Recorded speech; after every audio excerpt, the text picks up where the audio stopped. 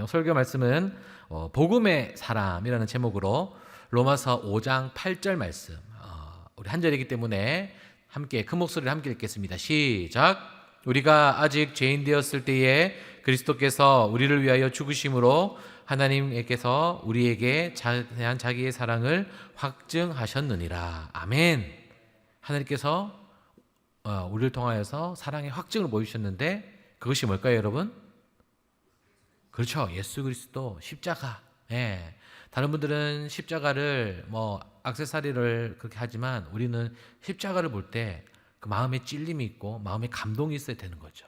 그래서 이제 6월 16일을 저희가 관계 전도를 통하여서 전도를 하자라고 했을 때에 이제 지난주부터 이제 복음적인 이제 설교를 계속하고 있습니다.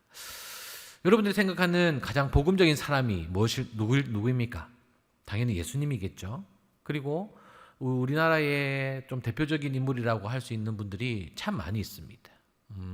또 그분들의 또 헌신과 또 노력이 있기 때문에 우리가 지금 이런 교회당에서 살아가기도 하고 신앙생활도 하고 또 우리 한국이 개신교 국가는 아니지만 그래도 종교의 자유화를 이렇게 이룰 수도 있고 또 우리 경남 지역은 조금 미흡하지만 저 전라도 쪽이나 저 수도권에 가게 되면 어떤 지역은 복음화율이 20%인 지역도 있습니다.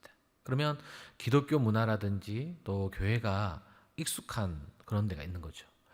그런데 이렇게 세상이 교회가 있고 몇천 개가 있고 그런데 왜 세상은 이렇게 변하지 않을까요? 그것은 복음을 제대로 누리지도 못할 뿐더러 그 복음을 제대로 전달하지 못했기 때문이라는 거죠. 우리가 십자가 전도 프로젝트를 통하여서 우리의 받은 사랑을 전해봅시다 라고 했는데 중요한 거는 우리가 그 십자가의 사랑을 그 능력을 내 삶 속에서 정확하게 누리며 살아가고 있느냐라는 거죠.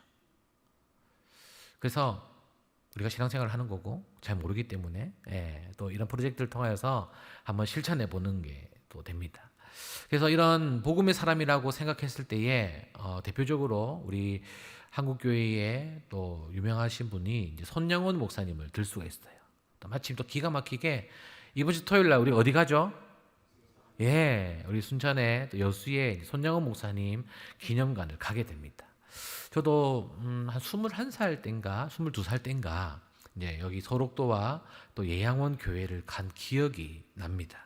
한 집사님의 권유로 인하여서 이제 청년부 중고등부 임원들과 이제 제가 그때 교사였기 때문에 아이들을 이렇게 데리고 한 3시간 4시간 그렇게 왕복으로는 한 6시간 걸리는 그런 거리인데 갔었던 기억이 있어요. 그래서 이제 예양원 교회를 갔었는데 제가 갔었을 당시에 아직도 한센병 환자들이 몇 명은 계셨어요. 그래서 그 교회에 그냥 무턱대고 이제 교회니까 딱 들어갔는데 아주 빼짝 마른 할머니께서 얼굴에 두건을 쓰고 교회 가운데에서 기도를 하시다가 외부인들이 이제 저희들이 들어가니까 허겁지겁 이렇게 나오시는 모습을 보면서 이제 그분의 얼굴을 보게 되었는데 이제 한센병을 인하여서 좀 얼굴이 좀 이렇게 우리 일반적이지 않게 코가 없다든지 또 귀가 없다든지 또 그런 모습이었습니다.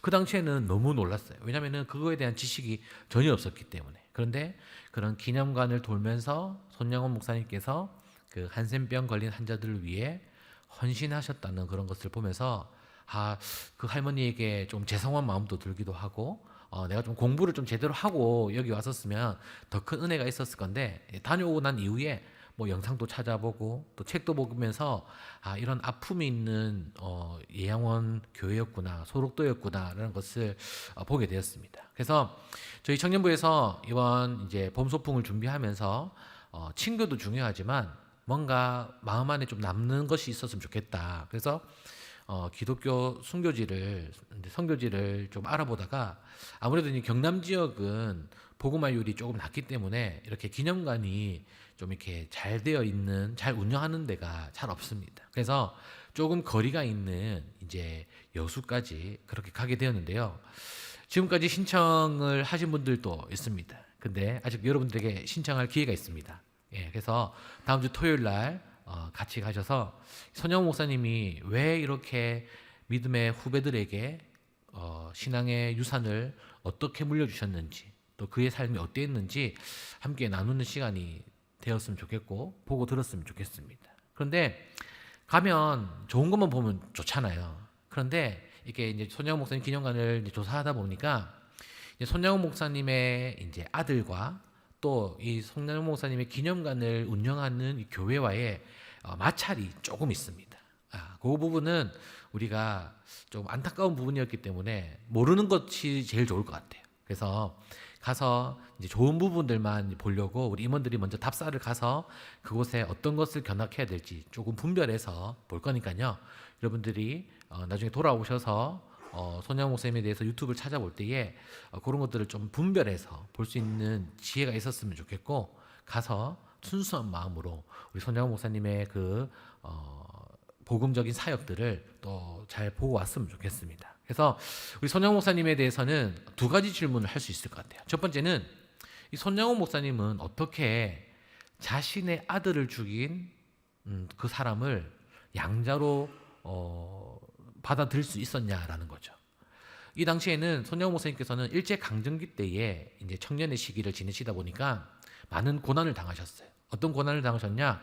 바로 신사참배를 거부함으로써 목사님께서는 많은 인들을 선동하고 또 신사참배를 거부한다라는 그 제목을 통하여서 한 6년간 이렇게 옥중에서 감옥에 갇히게 되셨습니다. 그러던 와중에 이제 북한 간의 문제, 또 뭐 여러 가지 그런 문제들이 사상적인 문제로 인하여서 뭐 빨갱이니 아니니 또 우리와 생각이 다르니 같니를 통해서 뭐 쿠데타도 좀 일어났던 지역이었던 것 같아요. 그래서 그 쿠데타를 통하여서 자신의 아들 장남과 차남이 죽게 되는 사건이 있었습니다. 그런데 우리가 잘 알다시피 자신의 두 아들을 죽인 그 사람을 이제 양자로 삼은 거죠. 그래서 이 손영호 목사님의 딸인 손동희 권사님이 아버지에게 물어요. 아버지, 어떻게 오빠들을 죽인 사람을 양자로 삼을 수 있겠느냐? 그랬더니 손영호 목사님께서는 하나님께서 말씀하신 1계명이 무엇이냐, 그리고 그 계명을 볼 때에 내 이웃을 내 몸과 같이 사랑하고 원수도 사랑하라고 하셨는데 너무나도 이 원수 같은 사람을 사랑하지 않고 어떻게 내가 하나님을 믿는다라고 할 수 있겠냐라고 말씀하시면서 그 양자를 삼으셨다는 것을 볼 수 있습니다. 그리고 또 하나는 이제 손영호 목사님께서 이제 평양에 있는 신학교에서 이제 공부를 하고 계신 와중에 한 2학년 때인가요? 그때에 그 예양원 교회에서 사경회, 그러니까 부흥회를 하는데 이제 손영호 목사님이 이제 초청을 받게 됩니다. 그런데 그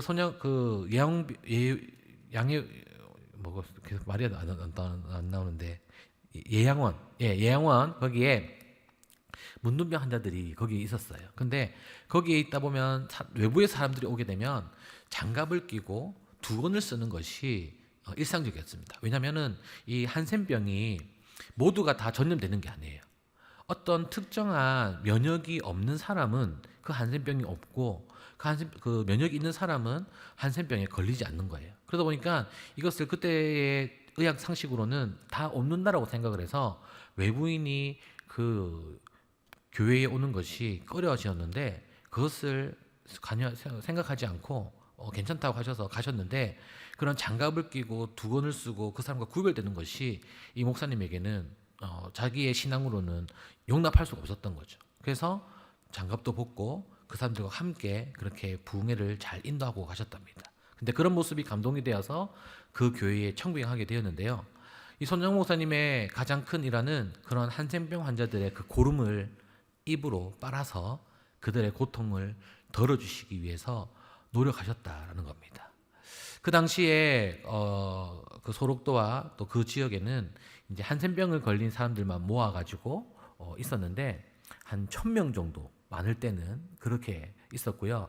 저희들이 이제 기념관에 가게 되면 어떤 사진을 보게 될 건데, 저는 아직도 그 기억이 나는데, 그게 뭐냐면 길을 가운데 두고 한쪽에는 부모들이 있고 한쪽에는 자녀들이 있어요. 그러니까 부모가 한센병에 걸렸다 해서 무조건 자녀들이 한센병이 걸리는 게 아닌데, 이들을 이제 일본이 분리를 시켜 놓은 거예요. 그래서 한쪽에는 부모님이 서 있고 한쪽에는 자녀들이 있는데 이게 가끔 이렇게 그 길을 사이에 두고 만나는 장면이 사진에 찍혀 있는데 서로를 만지고 싶고 얼마나 그렇게 하고 싶겠어요. 그런데 그 한센병에 걸렸다는 이유만으로 그렇게 일본이 그들을 분리시켜서 사진을 찍은 모습이 제 머릿속에 아직도 기억이 남습니다. 그래서 이 소록도라는 지역을 이제 아픔이 있는 지역이지만 예수님의 사랑으로 다시 회복시키는 것에 가장 큰 역할을 하셨던 분이 바로 손영원 목사님. 그래서 죽을 때까지도 계속 그 병든 자, 또 소외된 자, 그리고 연약한 자들을 위해서 목숨 다해 헌신하셨던 이 손영원의 목사님의 이런 믿음과 또 신앙을 또 엿볼 수 있는 그런 이번 봄 소풍이기 때문에 여러분들이 꼭 참석해 주시면 감사하겠습니다. 여러분, 이렇게 손영원 목사님처럼 사랑의 사랑의 많은 목사님이라고 그렇게 불릴 만큼 살아가는 것이 쉽지는 않습니다. 여러분들이 십자가 전도 프로젝트를 통해서 그렇게 살아가는 것이 쉽지 않다는 것을 아마 분명히 느끼셨을 거예요. 하지만 우리는 그렇게 살아야 됩니다. 그리고 그렇게 사는 것이 우리가 만들어진 목적이고 이 지구에 남겨진 이유라 할 수 있습니다. 그래서 우리가 받은 그 사랑, 예수님의 사랑을 받아서 깨닫고 그 은혜가 내 안에 있기 때문에 그 은혜의 사랑이 차고 넘치면 내 주변이 어떻게 돼요? 그 사랑으로 전달할 수가 있는 겁니다. 그래서 여러분들이 우리 삶 속에서 어떻게 하면 내가 받은 그 사랑을 전할 수 있을지, 그리고 내가 있는 그 땅 가운데에, 그 모임 가운데에 어떻게 하면 예수 그리스도의 그 향기를 뿜어낼 수 있는지를 잘 고민해 보시면서 이번 이제 6월 16일 날 이제 관계 전도를 통하여서 예수님의 사랑을 한번 전해 보시고요. 그리고 그 증거대로, 증인대로 된 삶을 살아갈 수 있는 우리 모두가 될 수 있기를 주님의 이름으로 간절히 축복합니다. 아멘.